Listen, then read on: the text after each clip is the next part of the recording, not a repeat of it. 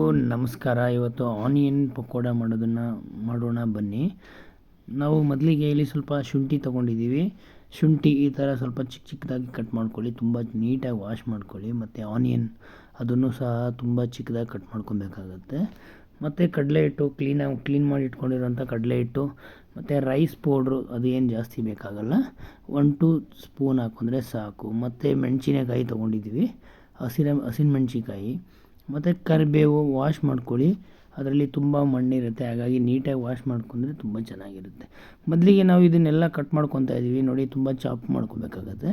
ನಿಧಾನಕ್ಕೆ ತುಂಬ ಚಿಕ್ಕದಾಗಿ ಚಾಪ್ ಮಾಡ್ಕೊಳ್ಳಿ, ಬಾಯಿಲ್ಲಂದರೆ ಬಾಯಿಗೆ ಸಿಗುತ್ತೆ.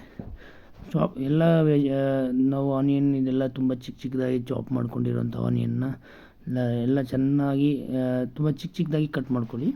ಕಟ್ ಮಾಡ್ಕೊಂಡಿರೋಂಥ ಎಲ್ಲ ವೆಜಿಟೇಬಲ್ಸನ್ನು ಇದನ್ನು ಚೆನ್ನಾಗಿ ಒಂದು ಪಾತ್ರೆಯಲ್ಲಿ ಹಾಕ್ಕೊಂಡು ಮಿಕ್ಸ್ ಮಾಡ್ಕೊಬೇಕಾಗುತ್ತೆ. ಈಗ ನಾವು ಸಾಲ್ಟು ಎಷ್ಟು ಬೇಕೋ ಅಷ್ಟು ಹಾಕ್ಕೊಳ್ಳಿ, ಮತ್ತು ಚಿಲ್ಲಿನೂ ಸಹ ನಿಮಗೆ ಎಷ್ಟು ಟೇಸ್ಟಿಗೆ ಬೇಕೋ ಅಷ್ಟು ಹಾಕ್ಕೊಳ್ಳಿ. ನಾವು ಇಲ್ಲಿ ಕಲಿಸ್ಕೊತಾ ಇದ್ದೀವಿ, ಎಲ್ಲ ಕಲಿಸ್ಕೊಂಡಿರೋ ನೋಡಿ ಈ ಥರ ನೀಟಾಗಿ ಕಲಿಸ್ಕೊಳ್ಳಿ.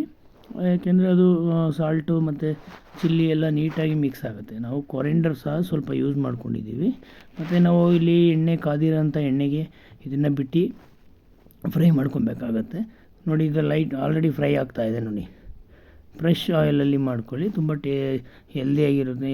ತುಂಬ ಯಾವುದೇ ಇದು ಆಯಿಲ್ ಚೆನ್ನಾಗಿರಬೇಕು ತುಂಬ, ಇಲ್ಲಾಂದರೆ ಸುಮ್ಮನೆ ಆ ಥರ ಪ್ರಾಬ್ಲಮ್ ಬರುತ್ತೆ. ಚೆನ್ನಾಗಿರೋ ಆಯಿಲಲ್ಲಿ ಚೆನ್ನಾಗಿ ಕರ್ಕೊಳ್ಳಿ. ಫ್ರೈ ಮಾಡ್ಕೊಂಡಿರೋಂಥ ಪಕೋಡ, ಕ್ರಿಸ್ಪಿಯಾಗಿರೋ ಪಕೋಡ ನೋಡಿ. ಇದು ಬೇಕಂದರೆ ನೀವು ಚಾಟ್ ಮಸಾಲ